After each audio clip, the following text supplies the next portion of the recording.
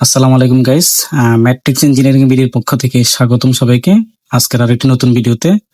তো আজকের এই ভিডিওতে আমরা খুব সহজে এবং সহজ ভাষায় জেনে নিব এনওয়াইওয়াই কেবল কি এবং বিওয়াইএ কেবল কি।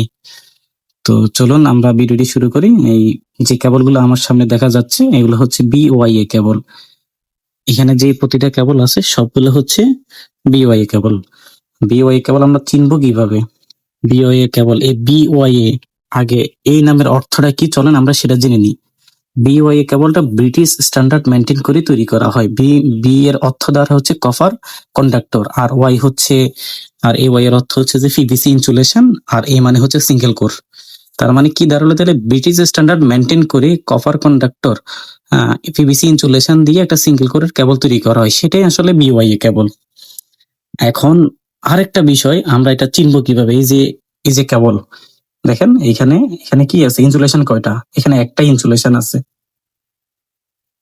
আর এই কেবলগুলোর ব্যবহার সাধারণত, এই কেবলগুলোর ভোল্টেজ রেটিং তুলনামূলক কম হয়ে থাকে।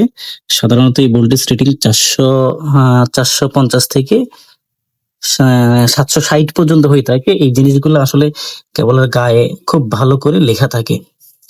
450 থেকে 750 পর্যন্ত হয়ে থাকে। তো 450 যেটা হচ্ছে সেটা হচ্ছে আসলে আর্থের সাথে ফেজের ভোল্টেজ পাবো, ফেজের আমরা। আর হচ্ছে যে কন্ডাক্টর টু কন্ডাক্টর পাবো 750।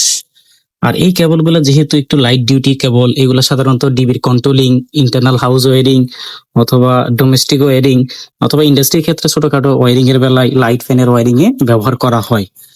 আরেক প্রকারের কেবল আছে ইন্ডাস্ট্রিতে যেটা অনেক বেশি ব্যবহার করা হয়, সেই কেবলটা হচ্ছে এনওয়াইওয়াই কেবল। এই যে আমার হাতে যে কেবলটা দেখা যাচ্ছে এটা হচ্ছে একটা 5 কোরের এনওয়াইওয়াই কেবল। এটাতে এনওয়াইওয়াই, এই এনওয়াইওয়াই শব্দটা আসলে কিভাবে গঠিত হয় বা এটা দ্বারা আসলে কি মিন করে?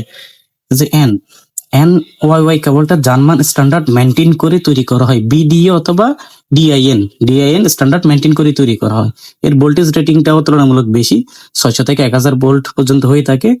600 থেকে 600 যে ভোল্টেজটা হয় সেটা হচ্ছে যে কন্ডাক্টর টু আপনার আর্থিং এর ভোল্টেজটা পাবো, আর যদি কন্ডাক্টর থেকে কন্ডাক্টর মাপি সেটা 1000 পর্যন্ত হয়ে থাকে।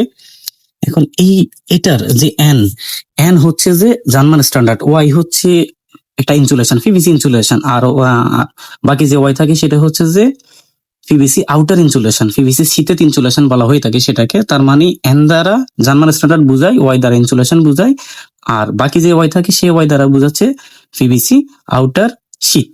তার মানে দুইটা ইনসুলেশন, এই একটা ইনসুলেশন, এই একটা ইনসুলেশন দেখা যাচ্ছে, এই আরেকটা ইনসুলেশন। এই দুটো ইনসুলেশন অতিক্রম করলে আমরা মূল কেবলটা পাচ্ছি।